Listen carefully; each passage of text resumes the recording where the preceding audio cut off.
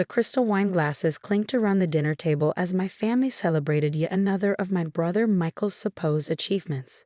This time, it was his promotion to head of cardiology at St. Clair Memorial Hospital, the same hospital where our sister Emma served as chief of surgery, and where I had once dreamed of practicing medicine.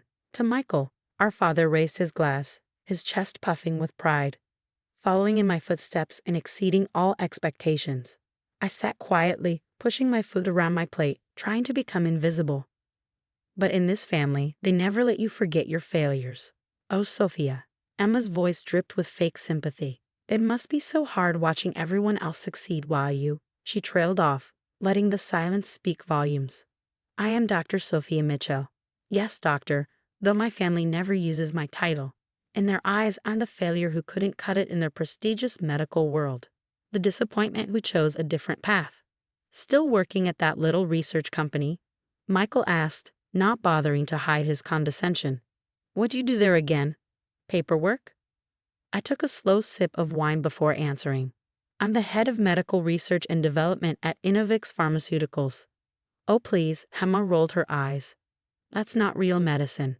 You don't even see patients. Our mother nodded in agreement. Darling, we've always said you could try applying to St. Clair again. Maybe start as a resident?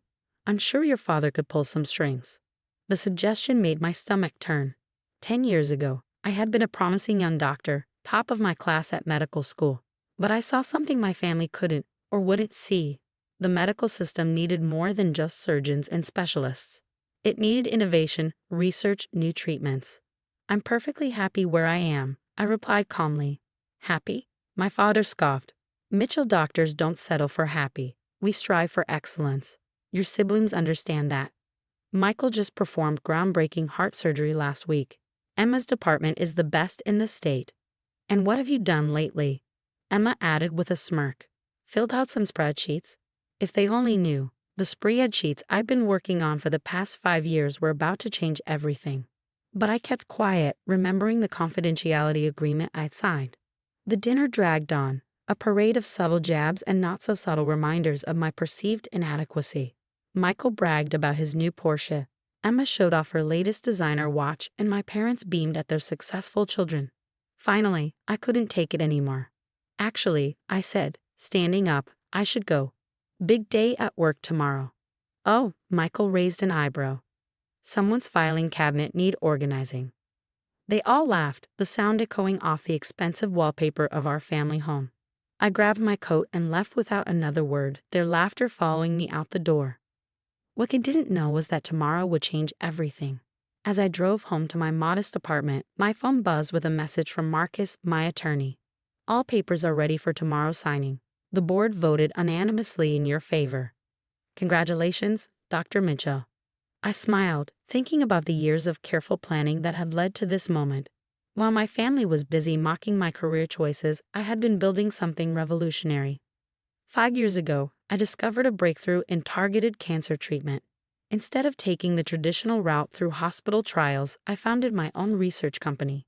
Innovix Pharmaceuticals started small, but our results were unprecedented. The patents alone were worth billions. Major pharmaceutical companies fought to partner with us. But I had bigger plans. I spent years quietly buying shares in St. Clair Memorial Hospital through various shell companies.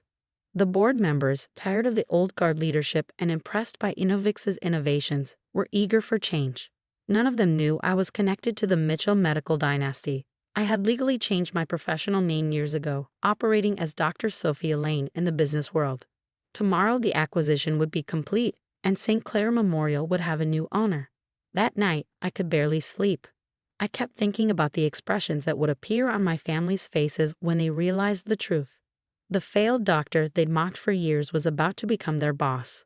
Morning came with a sense of destiny. I dressed carefully in a tailored black suit, pearls at my throat, looking every inch the CEO I had become.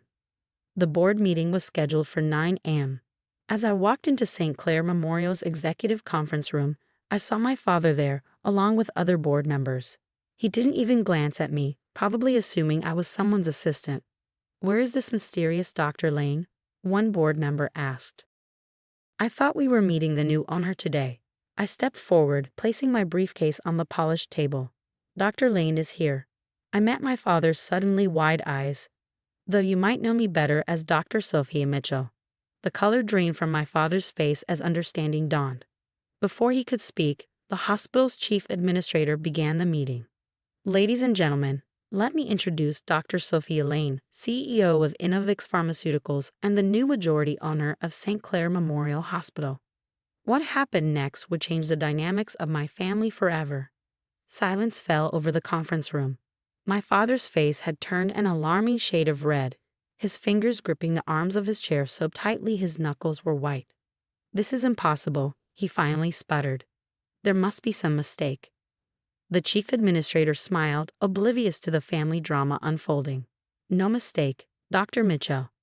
Your daughter's company has not only revolutionized cancer treatment but has also shown incredible leadership in the medical research field. The board voted unanimously for this acquisition." I opened my briefcase and began distributing documents.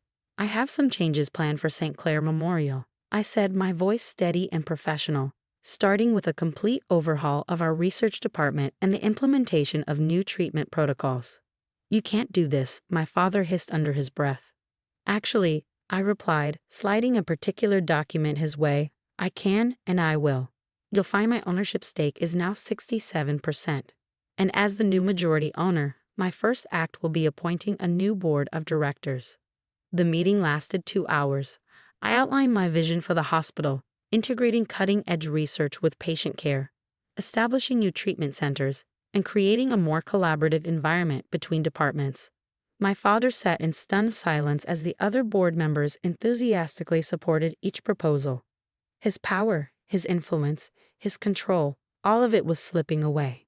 By the time the meeting ended, news had spread throughout the hospital. I stepped out of the conference room to find Michael and Emma waiting, their faces twisted with a mix of shock and fury. "How dare you?" Emma spat.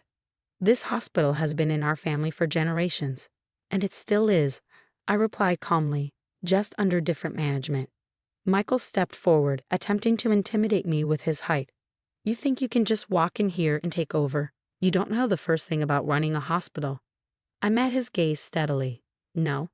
Let's look at your department's numbers, shall we?" I pulled out another file. "Under your leadership, the cardiology department has seen a 15% increase in readmission rates. Patient satisfaction scores have dropped to their lowest in 5 years. He flinched as I continued. "And Emma, your surgical department's budget is over by $2 million, with no corresponding improvement in outcomes. You've been spying on us?" Emma's voice rose to a shriek. "No, I've been doing my due diligence as a potential buyer, something neither of you bothered to do with your own departments, apparently." Our father emerged from the conference room, his face set in stone. "Sophia, we need to talk. Privately." We stepped into his office, soon to be my office, and he closed the door. For a moment, he just stared at me, as if seeing me for the first time. "Why?" he finally asked. "Why did you do this? Do you remember what you said when I told you I wanted to focus on research?" I asked quietly. "You said I was throwing my life away, that I'd never amount to anything if I didn't follow the traditional path." He looked away, but I continued. "You never saw that medicine could be more than surgeries and hospital rounds. While you were all mocking my little research company, I was developing treatments that are saving thousands of lives. And now you've come to punish us." His voice was bitter. "No," I shook my head. "I came to fix what's broken. This hospital has been coasting on its reputation while falling behind in actual patient care. That changes today." A knock at the door interrupted us. It was Marcus, my attorney, with more papers requiring immediate attention. As I turned to leave, my father spoke again. "Your mother will be devastated." I paused at the door. Maybe it's time she learned to be proud of me for who I am, not who she wanted me to be. The next few weeks were a whirlwind of changes. I appointed new board members, restructured departments, and implemented the innovative treatment protocols that had made Innovix successful. Michael and Emma were forced to adapt or leave. To my surprise, Michael chose to stay, gradually showing real interest in the new cardiac treatments we were developing. Emma resigned, taking a position at another hospital across the city. My mother stopped speaking to me entirely. The family dinners ceased, replaced by tense meetings in hospital corridors and formal emails about policy changes. One evening, about a month after the takeover, I was working late in my office when Michael knocked on my door. "About a minute?" he asked, looking uncomfortable. I gestured to a chair, and he sat down, fidgeting with his tie. "The new treatment protocol you implemented in cardiology," he started. It's actually showing amazing results. Patient recovery times have improved by 40%. "I know," I replied simply. He was quiet for a moment. "I never understood what you were doing all these years. With the research, the development. I thought you were hiding from real medicine. And now? Now I see that you were actually advancing it." He met my eyes. "I was wrong about you, Sophia. We all were." It wasn't quite an apology, but it was a start. Over the next year, St. Clair Memorial transformed. Our patient outcomes improved dramatically. The research department, once a neglected afterthought, became a leading center for medical innovation. My father eventually retired, though he would occasionally send notes about interesting cases or new research papers he'd read. It was his way of trying to bridge the gap. Emma remained distant, but I heard through hospital gossip that she had started implementing some of our treatment protocols at her new hospital. The family dinners never resumed, but something else took their place.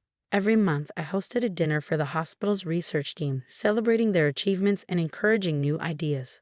The conversations were lively, focused on innovation and possibility rather than status and tradition.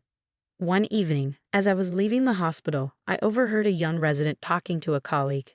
"Did you know Dr. Mitchell developed the treatment protocol we're using? She's completely changed how we approach patient care." "Which Dr. Mitchell?"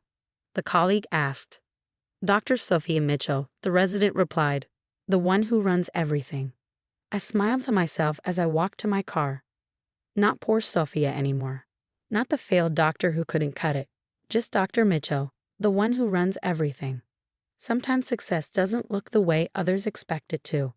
Sometimes it means forging your own path, even when everyone tells you you're wrong. And sometimes the best revenge isn't proving others wrong. It's proving yourself right. The name Mitchell still hangs over the hospital entrance, but now it means something different. It stands for innovation, for progress, for the courage to challenge the traditional way of doing things. And every morning, when I walk through those doors, I'm reminded that success isn't about meeting others' expectations. It's about exceeding your own.